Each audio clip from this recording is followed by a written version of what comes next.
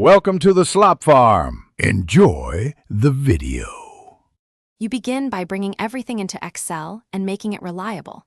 Open Get Data and import your CSV or table. Choose the right delimiter and encoding so numbers and dates parse correctly. Once loaded, immediately clean. Remove blank rows, promote headers, and convert each column to an appropriate type like date or number.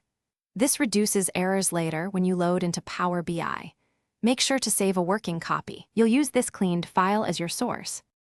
Next, transform and model so analysis is smooth. In Excel's Power Query, filter out irrelevant rows, split combined fields, and unpivot when you need tidy tables.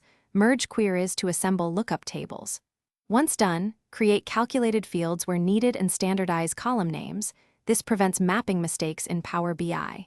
Make sure keys like ID and date formats match across tables, otherwise relationships will fail. After a final refresh, load the prepared tables into Power BI for visualization and metrics. Finally, construct your report and verify accuracy. In Power BI, pick visuals that match the question, line charts for trends, bar charts for categorical comparisons, and add slicers to let users explore. Create measures for calculated KPIs and test drill-through paths. Once published, schedule refreshes and monitor for failures.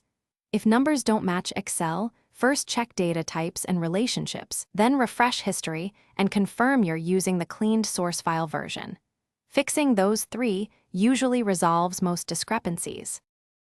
Thanks for watching. Consider subscribing if we helped you today.